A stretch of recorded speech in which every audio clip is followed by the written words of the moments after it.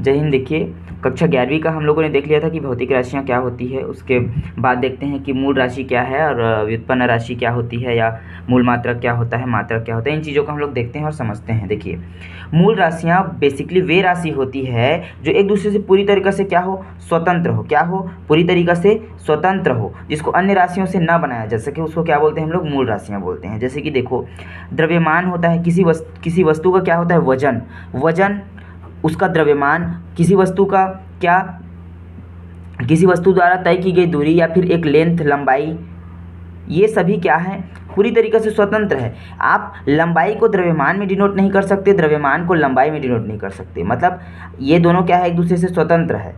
उसी प्रकार से वे सभी राशियां जो एक दूसरे से स्वतंत्र हो, उसको मूल राशि बोलते हैं। इनकी संख्या क्या है, 7 है। देखिए, बेसिकली लंबाई, द्रव्यमान, समय, ताप, ज्योति तीव्रता, विद्युत धारा, पदार्थ की मात्रा, इनकी संख्या क्या है, 7 है। इसी को हम लोग क्या बोलते हैं, मूल राशि बोलते हैं। इन चीज़ों को हम लोग आगे और समझेंगे बारीकी से, एक एक ठो आगे आने वाली वीडियोज़ में। लंबाई, द्रव्यमान, समय, ताप, ज्योति तीव्रता, इन सभी चीज़ों को हम लोग आगे और डिस्कस करेंगे। अभी ये समझ लीजिए कि मूल राशियाँ क्या होती है। तो मूल राशियाँ बेसिकली वे राशि होती है जो पूरी तरीके से एक दूसरे से स्वतंत्र हो, जिसको डिनोट करने के लिए अन्य राशियों की जरूरत ना हो। जैसे कि द्रव्यमान देखो, द्रव्यमान में लंबाई शामिल नहीं होता। समय अपने आप में स्वतंत्र है। ताप क्या है, अपने आप में स्वतंत्र है। तो ऐसी ही राशियाँ क्या होती है, मूल राशियाँ होती है।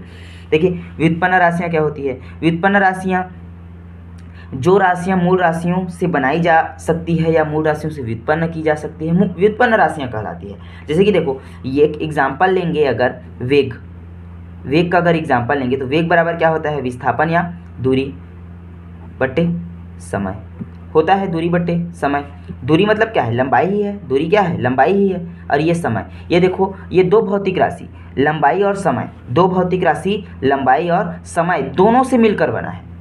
मतलब ये पूरी तरीके से स्वतंत्र है क्या, वेग पूरी तरीके से स्वतंत्र है, नहीं है। क्यों, क्योंकि ये लंबाई और समय दोनों से मिलकर बना है। तो ऐसी चीज़ें जो क्या हो, पूरी तरीके से स्वतंत्र ना हो, जो दो चीज़ों से मिलकर या दो से अधिक चीज़ों से मिलकर बनी हुई हो, वो क्या कहलाती है, व्युत्पन्न राशियाँ कहलाती है। ठीक है, इसी का एग्जाम्पल देती हूँ कि चाल बराबर दूरी बटे समय, क्योंकि ये लंबाई और समय से मिलकर बना है। ठीक है, आगे देखते हैं कि मूल मात्रक क्या है, व्युत्पन्न मात्रक क्या होता है। तो जैसा हम लोगों ने मूल राशियों का डेफिनेशन पढ़ा, उसी प्रकार से हम लोग मूल मात्रक का भी डेफिनेशन पढ़ेंगे कि जो मात्रक एक दूसरे से क्या हो, पूरी तरीक़े से स्वतंत्र हो और जिन्हें अन्य मात्रकों से व्युत्पन्न न किया जा सके, क्या कहलाता है, मूल मात्रक कहलाता है। जैसे कि फिर वही देखो, किलोग्राम है और मीटर है। तो क्या आप मीटर को किलोग्राम में या किलोग्राम को मीटर में चेंज कर सकते हो, नहीं चेंज कर सकते। इसको, ये अलग ही राशि है जिसको अलग तरह से डिनोट करते हैं। ये अलग चीज़ों के लिए यूज होता है। ये लंबाई आदि को मापने के लिए होता है, ये द्रव्यमान आदि को मापने के लिए होता है। तो दोनों क्या है, अलग अलग चीज़ें हैं, है ना। ये एक दूसरे से क्या है, पूरी तरीके से स्वतंत्र है। तो जो राशियाँ पूरी तरीके से स्वतंत्र हो,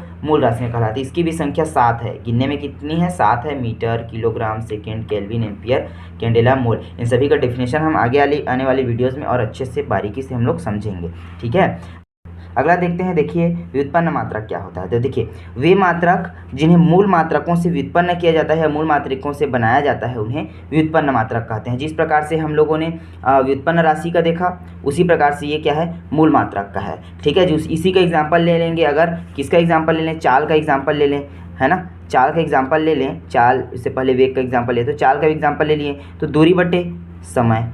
ठीक है, दूरी मतलब दूरी को किससे मापते हैं, मीटर से, समय को सेकेंड से। तो देखो, ये मीटर और एक सेकेंड, ये मीटर और सेकेंड दोनों से मिलकर बना है। कौन, चाल। मतलब चाल क्या है, स्वतंत्र नहीं है। तो यहाँ पर व्युत्पन्न मात्रक क्या हो गया, चाल का मात्रक, मतलब मीटर प्रति सेकेंड। चाल का मात्रक मीटर प्रति सेकेंड क्या हो गया, व्युत्पन्न मात्रक हो गया। ठीक है, देखिए, हम लोग बेसिकली जो 7 चीज़ें जो मैं बताया हूँ, मूल राशि और मूल मात्रक को, उसको एक बार देख लेते हैं कि इनका क्या होता है। देखिए, पहला होता है लंबाई। लंबाई का मीटर होता है। ठीक है, इसका संकेत होता है एम, स्मॉल एम।